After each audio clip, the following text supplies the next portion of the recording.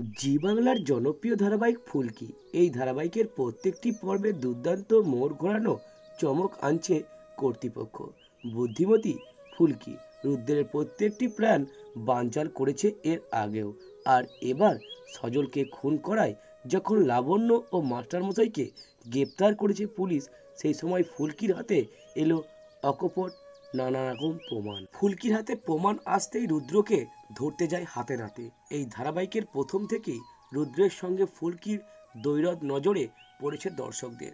রুদ্র বারংবার চেষ্টা করেছে ফুলকিকে পথ থেকে সরিয়ে দেওয়ার জন্য, কিন্তু আসলেই সমস্ত ষড়যন্ত্রের মূলে জল ঢেলেছে ফুলকি। অন্যদিকে রুদ্র সবার সামনে বলে মাস্টারমশাই নোংরা রাজনীতি করে, নিজে কম ভোট পেয়েছে বলে তার দলের ছেলে সজলকে মারার প্ল্যান করেছে সে।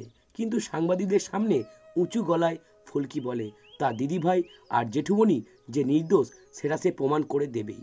তারপর ধানুর কাছ থেকে সবটা জানতে চায়। ঝিনুক তখন বলে লাবু রুদ্রের পাতা ফাঁদে পা দিয়ে ফেলেছে নিজের অজান্তে। তারপরই বারান্দার নিচে থাকা গাছটার কাছেই একটা লম্বা পায়ের ছাপ খুঁজে পায় ফুলকি।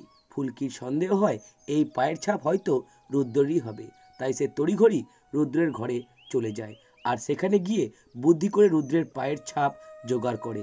আর সেখান থেকেই দুয়ে দুয়ে 4 হয়ে যায়। লোহিত বলে রুদ্রকে সে এবার আর ছেড়ে দেবে না। ফুলকি এবার প্রমাণ করবেই আসলে কালপিট হলো জামাইবাবু। তো বন্ধুরা, এবার ফুলকি কি পারবে জেঠুমনি ও লাবু দিদিকে নির্দোষ প্রমাণ করে থানা থেকে ফিরিয়ে আনতে? জানতে হলে দেখতে হবে ধারাবাহিকের আগামী পর্বগুলি। আর সব আপডেট সবার আগে পেতে হলে চ্যানেলটি অবশ্যই সাবস্ক্রাইব করে আমার পাশেই থাকুন। ধন্যবাদ।